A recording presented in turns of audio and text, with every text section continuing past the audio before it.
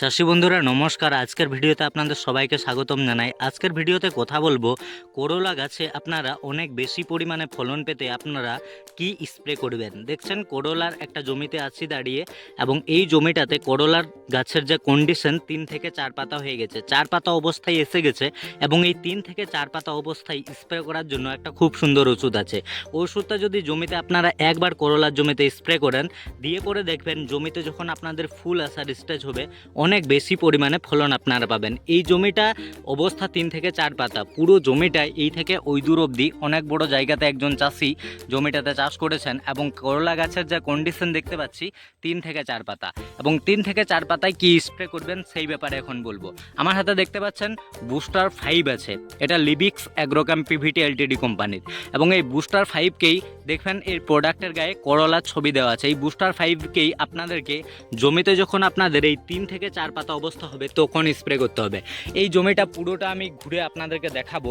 দেখুন জমিটাতে যে চারা বসানো আছে কন্ডিশন প্রতিটা গাছেরই 3 থেকে 4 পাতা অবস্থা হয়েছে, 3 থেকে 4 পাতা অবস্থা হয়েছে, এবং এই অবস্থাটাতেই আমরা মেনলি চাষিদেরকে বলি এই বুস্টার 5কে স্প্রে করার জন্য।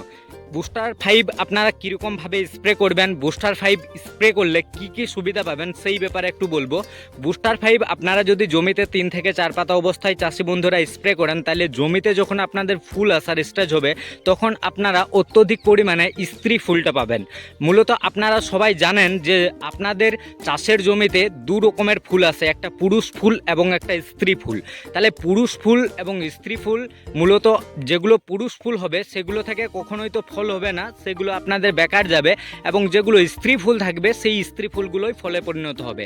তার জন্য আপনাদেরকে আপনাদের করলার জমিতে বুস্টার 5কে স্প্রে করতে হবে। আমি আমার আগের ভিডিওগুলোতেও বুস্টার 5-এর ব্যাপারে বলেছি, এবং এই ভিডিওতেও বলছি এই বুস্টার 5কে আপনারা স্প্রে করবেন।